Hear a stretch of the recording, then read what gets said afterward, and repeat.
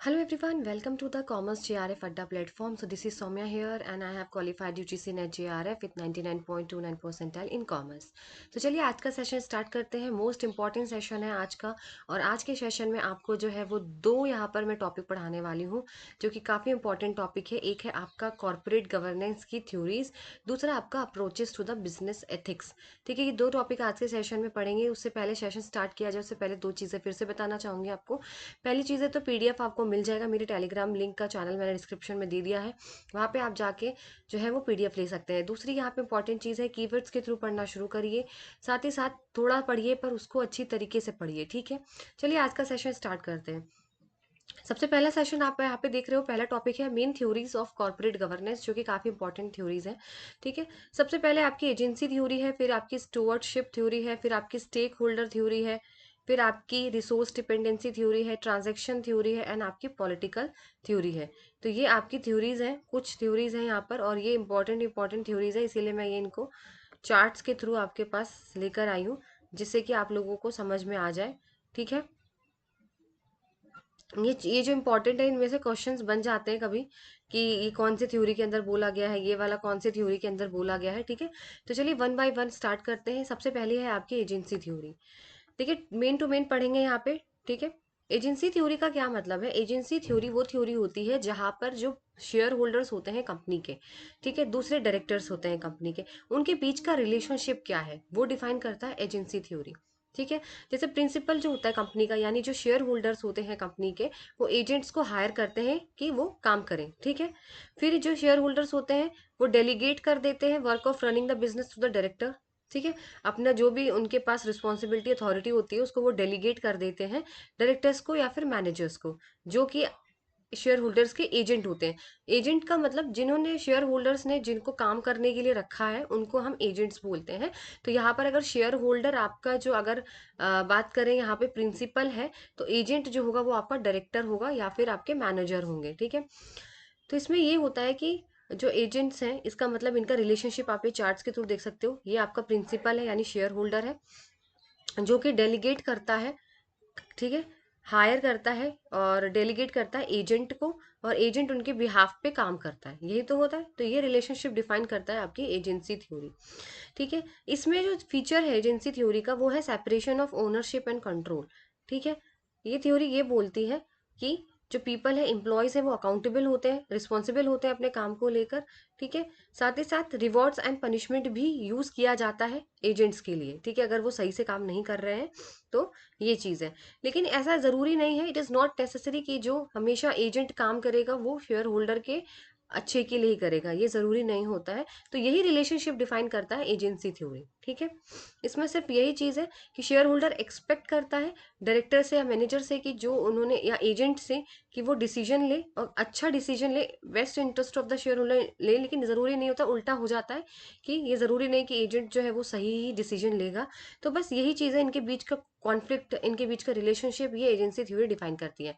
तो main bus इसका जो आपका कीवर्ड है वो ये है, relationship between the share holders and the directors, कैसा इनके बीच में जो है वो रिलेशनशिप होता है। ठीक है, चलिए नेक्स्ट थ्योरी आते हैं। नेक्स्ट थ्योरी है आपकी स्टुवर्डशिप थ्योरी, जो कि आपकी काफ़ी इंपॉर्टेंट थ्योरी है। इसमें क्या बोला जाता है? इसमें ये बोला जाता है कि स्टुवर्ड ये बोलते हैं कि हमें ना सिर्फ शेयर होल्डर पे ध्यान देना है, शेयर होल्डर की वेल्थ बढ़े, शेयर होल्डर को प्रोटेक्ट करना है, उनका प्रॉफिट हो, मतलब फोकस पूरा शेयर होल्डर पे रहता है। तो इसका जो कीवर्ड होगा वो होगा शेयर होल्डर, कि जो स्टुवर्डशिप है वो पूरा फोकस शेयर होल्डर पे उसका रहता है, उसके वेल्थ बढ़े, उसका प्रॉफिट बढ़े, उसको प्रोटेक्ट करें। ठीक है, तो ये बोलते हैं कि जितना भी हो प्रॉफिट हो शेयर होल्डर्स को, बाकी हमें किसी से यहाँ पे मतलब नहीं है। ठीक है, ये चीज़ सिर्फ इसका पॉइंट यही है। ये देखिए शेयर होल्डर्स है, ये स्टूवर्ड्स है। ठीक है, ये प्रोटेक्ट करता है, मैक्सिमाइज करता है शेयर होल्डर की वेल्थ को, और शेयर होल्डर्स जो होते हैं वो एम्पावर एंड ट्रस्ट बिल्डअप करते हैं। ठीक है, तो ये चीज़ है। इसमें सिर्फ जो कीवर्ड है पहचानने के लिए वो शेयर होल्डर, तो जहां पे भी शेयर होल्डर की बात हो जाए कि शेयर होल्डर का प्रॉफिट बढ़ाना है, शेयर होल्डर पे ही फोकस करना है, तो वहां पे आप टिक लगा कर आएंगे स्टुवर्डशिप थ्योरी। तो ये कीवर्ड इस तरीके से क्वेश्चन आपको सॉल्व करने होंगे। ठीक है, नेक्स्ट आते हैं। देखिए हमें ना एक्स्ट्रा चीज़ें नहीं पढ़नी है, सिर्फ मेन पॉइंट्स पढ़ने हैं, मेन चीज़ें पढ़नी है जिससे सिर्फ टॉपिक समझ में आना चाहिए और कीवर्ड्स क्या हैं। फिर है आपकी स्टेक होल्डर थ्योरी। स्टुअर्ट ने तो बोला सिर्फ शेयर होल्डर्स, तो शेयर होल्डर्स पे ध्यान देना चाहिए, तो बाकी सब कहाँ जाएंगे अगर हम सिर्फ शेयर होल्डर्स पे ध्यान देंगे। इसीलिए फिर नई थ्योरी आई स्टेक होल्डर थ्योरी की। स्टेक होल्डर थ्योरी ये बोलता है कि सिर्फ शेयर होल्डर्स पे थोड़ी ना ध्यान दिया जाएगा, और भी बाकी तो लोग हैं, जैसे कि customers, communities, employees, trade association, supplier, government, interest, investors, ये सब कहाँ जाएंगे। ये जो पूरा चार्ट बना हुआ है, ये सारे लोग कहाँ जाएंगे। तो उन्होंने बोला है कि आपको जो है वो इन पे भी ध्यान देना है, सारे स्टेक होल्डर्स पर आपको ध्यान देना पड़ेगा, चाहे वो पॉलिटिकल ग्रुप हो, चाहे कस्टमर्स हो, चाहे कम्युनिटीज हो, एम्प्लॉयज हो, ट्रेड एसोसिएशन हो, सप्लायर हो, गवर्नमेंट हो। ठीक है, तो ये आपकी अकाउंटेबिलिटी है कि आपको इनको भी इंक्लूड करना पड़ेगा, इनको भी ध्यान देना पड़ेगा, इनको भी प्रोटेक्ट करना पड़ेगा। ठीक है, सिर्फ इतना नहीं होता कि आप सिर्फ शेयर होल्डर पे ध्यान देंगे। इसलिए स्टेक होल्डर थ्योरी में सारी चीजें आ जाती हैं, यही इसका कीवर्ड है कि इसके अंदर सप्लायर्स, एम्प्लॉयज, बिजनेस पार्टनर्स सभी कुछ इंक्लूड होते हैं। इनको रिलेशनशिप इनके साथ बेटर भी होना हमारा उतना ही ज़रूरी है कंपनी का। तो ये थ्योरी बिल्कुल ऑपोजिट है आपकी स्टुअर्डशिप थ्योरी के। ठीक है, तो ये था आपका इंपॉर्टेंट यहाँ पर समझने के लिए। देखिए सिर्फ थ्योरीज को समझिए, ठीक है, इसको रटना नहीं है, इसको सिर्फ समझना है कि इस थ्योरी में क्या बात बोली गई है, इस थ्योरी में क्या बात बोली गई, ज़्यादा आपको नहीं पढ़ना है। ठीक है, सिर्फ पॉइंट टू पॉइंट आप पढ़िए यहाँ पर। नेक्स्ट टॉपिक आपका आता है स्टेक होल्डर थ्योरी, हो गई। अब आता है रिसोर्स डिपेंडेंस थ्योरी। तो देखिए रिसोर्स डिपेंडेंस थ्योरी जो होता है ना, वो ये बोलता है कि देखिए जो हमारे डायरेक्टर्स होते हैं कंपनी के, ठीक है, तो हम अपने डायरेक्टर से ये बोलेंगे कि देखो हमें तो रिसोर्स की ज़रूरत होती है, चाहे वो इंटरनल इंटरनल रिसोर्स हो, चाहे वो एक्सटर्नल रिसोर्स हो। हम लोगों को, कंपनी को, यानी हम लोगों से यहाँ पे मतलब है कंपनी को, रिसोर्स की बहुत ज़रूरत होती है। और ये डायरेक्टर का बहुत इंपॉर्टेंट रोल प्ले है यहाँ पर, क्योंकि डायरेक्टर से बोला जाता है, शेयर होल्डर्स जो होते हैं वो डायरेक्टर्स को बोलते हैं कि आप लोग जाइए कंपनी के लिए रिसोर्सेस लेकर आइए, कहीं से भी लेकर आइए, कैसे भी लेकर आइए, रिसोर्सेस लेके आइए, चाहे वो रिसोर्सेस इन्फॉर्मेशन के फॉर्म में हो, चाहे वो स्किल्स के फॉर्म में हो, चाहे ह्यूमन रिसोर्स के फॉर्म में हो, किसी भी फॉर्म में हो। मतलब ठीक है, इसमें ये बोला जाता है कि डायरेक्टर्स जो है वो रिसोर्स ब्रिंग करके लाएंगे फॉर्म के लिए, कंपनी के लिए, चाहे वो इन्फॉर्मेशन हो, चाहे वो स्किल हो, चाहे वो, ठीक है, suppliers, buyer, policy makers, social group, legitimacy, मतलब किसी भी फॉर्म में हो सकता है। ठीक है, अब डायरेक्टर्स भी इसमें कई तरीके के होते हैं, जैसे बिजनेस एक्सपर्ट्स भी होते हैं, वो भी रिसोर्स लाने का काम करते हैं। ठीक है, सपोर्ट स्पेशलिस्ट होते हैं, कम्युनिटी इन्फ्लुएंशियल्स होते हैं, और आपके इनसाइडर बिजनेस एक्सपर्ट्स भी होते हैं। ठीक है, तो अंदर से भी रिसोर्स लाने का काम करते हैं और बाहर से भी रिसोर्स लाने का काम करते हैं फॉर्म तक। ये होती है resource dependence theory. Easy theory है, इसको बस इतना रिसोर्स से समझ जाइए कि हमें डायरेक्टर्स को जो है वो रिसोर्स लाना होता है फॉर्म के लिए, चाहे वो किसी भी फॉर्म में लेकर आए, और चाहे वो इंटरनल हो, चाहे वो एक्सटर्नल हो। फिर आती है आपकी लास्ट की दो थ्योरी, ट्रांजैक्शन कॉस्ट थ्योरी और आपकी पॉलिटिकल थ्योरी। तो ट्रांजैक्शन कॉस्ट थ्योरी क्या बोलती है मैम, तो ट्रांजैक्शन जो है आपकी कॉस्ट थ्योरी वो ये बोलती है कि देखिए कंपनी के बहुत सारे कॉन्ट्रैक्ट्स होते हैं, बहुत सारी डील करते हैं वो लोग। ठीक है, कंपनी करती है बहुत सारी डील, खुद अंदर भी करती है अपने शेयर होल्डर डायरेक्टर्स के संग में भी, और आपके बाहर भी करती है। ठीक है, लेकिन इसमें ये लोग क्या कोशिश करते हैं कंपनी कि जितना हो सके ना हम लोग कॉस्ट को रिड्यूस करें, जितना हो सके जो कॉस्ट है वो कम आए। ठीक है, वो किस तरीके से आएगी, देखिए कुछ ना कुछ कॉस्ट जो होती है, अगर आप कोई भी कॉन्ट्रैक्ट करते हो, कोई भी डील करते हो, फॉर एग्जाम्पल आपने स्टॉक डील करी कंपनी ने, तो उसके साथ कमीशन का खर्चा होता है, प्रोस्पेक्टस का खर्चा होता है, बहुत सारे कॉस्ट जो होते हैं वो एसोसिएट होते हैं कॉन्ट्रैक्ट के साथ, उसी कॉस्ट को ट्रांजेक्शन कॉस्ट बोलते हैं। तो कंपनी क्या कोशिश करती है कि हम ट्रांजेक्शन कॉस्ट को जितना हो सके उतना कम करें। ठीक है, तभी तो आप फायदे में रहोगे। जैसे फॉर एग्जाम्पल है, कंपनी सोचेगी कि हम अपना खुद का इंजन फैक्ट्री क्यों नहीं सेटअप कर लेते, बाहर से मांगने से अच्छा है तो हम अपना ही खुद क्यों नहीं सेटअप कर लेते, अगर हमारा जो कॉस्ट है वो कम हो रहा है। तो वही चीज़ है, अगर आप बाहर मार्केट से यूज़ करते हो कोई भी चीज़, तो आप क्या सोचते हो कि अगर उसकी कॉस्ट हायर है तो कंपनी क्या बोलती है कि हम खुद ही वो चीज़ कर लेते हैं। तो यही बोला गया है कि if the transaction cost of using the market is higher, the company would undertake the transaction itself. ठीक है, तो यानी हम, अगर हमें बाहर से इंजन लाने में कोई खर्चा, ज़्यादा खर्चा हो रहा है, ज़्यादा कॉस्ट लग रहा है, तो क्यों ना हम खुद की फैक्ट्री बिल्डअप कर लें। तो ये होता है ट्रांजैक्शन कॉस्ट थ्योरी। कोशिश करते हैं कि कॉस्ट को जितना हो सके मिनिमाइज किया जाए। नेक्स्ट है आपकी पॉलिटिकल थ्योरी। पॉलिटिकल थ्योरी क्या बोलता है कि आपको ना वोटिंग सपोर्ट की जरूरत होती है शेयर होल्डर से। ठीक है। शेयर होल्डर्स जो होते हैं उनकी वोटिंग सपोर्ट की जरूरत है, उनका ट्रस्ट बिल्डअप करिए कंपनी के थ्रू कि उनको आप पे भरोसा हो कंपनी पे, ठीक है। ये नहीं कि आप खरीद लेंगे। परचेजिंग से बेटर है कि डेवलप करिए ट्रस्ट, आप उनको ऐसा ट्रस्टफुल बनाइए शेयर होल्डर्स को कि आप उनका वोटिंग सपोर्ट बिल्कुल ले सके, खरीदे नहीं, ठीक है। दूसरी चीज यहाँ पे जो पॉलिटिकल गवर्नमेंट पॉलिसीज होती हैं, ठीक है, गवर्नमेंट रूल्स एंड रेगुलेशंस होते हैं, उनका इम्पैक्ट क्या पड़ता है कंपनी में, बिल्कुल पड़ता है। जैसे कभी कभी गवर्नमेंट जो है वो प्राइस सेटअप कर देती है जिससे कंपनी पे डायरेक्ट इन्फ्लुएंस होता है, ठीक है। इस तरीके से जो है वो आपकी पॉलिटिकल थ्योरी होती है कि जो आपके पॉलिटिकल पावर होते हैं वो किस तरीके से आपकी कंपनी को इम्पैक्ट करते हैं। तो ये था आपका जो है वो गवर्नेंस की थ्योरी थी, जो कि काफी इंपॉर्टेंट थ्योरी थी। और मैंने बहुत कोशिश किया है कि आप लोगों को फालतू की चीजें ना बता के सिर्फ पॉइंट टू पॉइंट आपको समझाऊं, और शॉर्ट में ही मैंने देखी इतनी सारी थ्योरीज जो है वो आपको बता दी।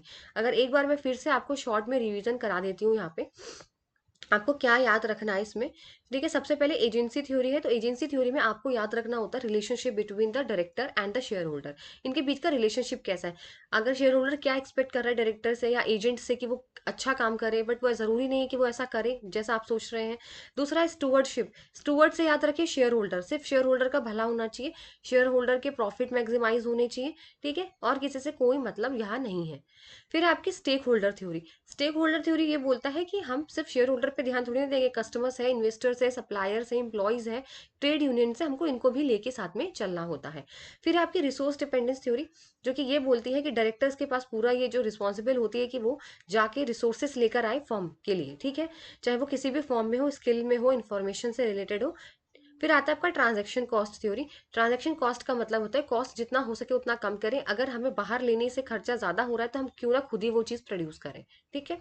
लास्ट है पॉलिटिकल थ्योरी, जो कि इसका मतलब डायरेक्टली यही होता है कि पॉलिटिकल थ्योरी में शेयर होल्डर का ट्रस्ट बिल्डअप करिए ताकि आप उनका वोटिंग पावर ले सके। दूसरी चीज, जो गवर्नमेंट के बहुत सारे रूल्स पॉलिसीज रेगुलेशन होते हैं वो किस तरीके से कंपनी पे इम्पैक्ट करते हैं। तो ये शॉर्ट फॉर्म में देखिए मैंने ज्यादा नहीं बताया, और यही पॉइंट आप याद रखेंगे तो क्वेश्चन इजिली आप सॉल्व कर सकते हैं, ठीक है।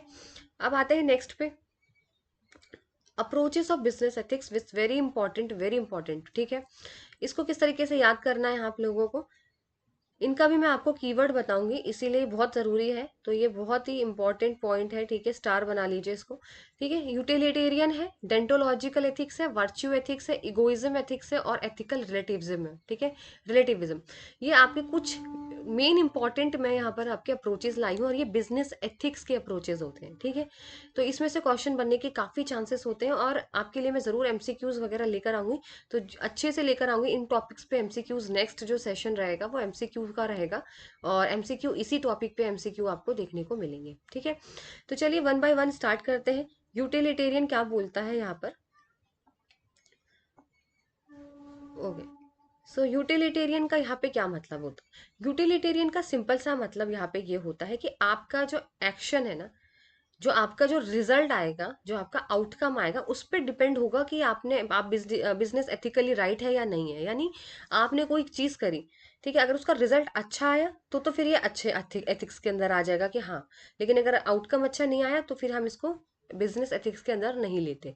तो यूटिलिटेरियन का सिर्फ मतलब ये है, इसका जो मेन कीवर्ड है याद करने के लिए, इसको प्लीज आप लोग, मैं अंडरलाइन कर देती हूँ, ये बहुत इंपॉर्टेंट कीवर्ड है कि इसमें जो बेस्ड है ना, action based on it's outcome. तो अगर आपका आउटकम सही होगा तभी आपका एक्शन सही होगा, ठीक है। अगर रिजल्ट अच्छा आएगा तभी आपका एक्शन सही माना जाएगा, अगर रिजल्ट सही नहीं आएगा तो आपका एक्शन जो है वो अच्छा नहीं होगा। दूसरी चीज, ग्रेटेस्ट नंबर ऑफ पीपल, ये याद रखिए, जितने ज्यादा लोग इस चीज को मानेंगे उतना ही ज्यादा आपका ये सही होगा आउटकम, ठीक है। ये दो कीवर्ड है, ये एकदम से याद रखिए, मैंने इनको यहाँ पे अंडरलाइन कर दिया है, मैं दूसरे कलर से कर देती हूँ यहाँ पे। ये इतना इंपॉर्टेंट है, आप इसको, ये डायरेक्टली आपको मैच द कॉलम में भी क्वेश्चन आ सकते हैं, ठीक है। ठीक है, यहाँ पे मैं लिख रही हूँ अंडरलाइन करके, ये कीवर्ड है, इसी कीवर्ड से आपको याद रखना है, बाकी कुछ नहीं पढ़ना है आपको। दूसरा ये एक greatest goods for greatest number of people,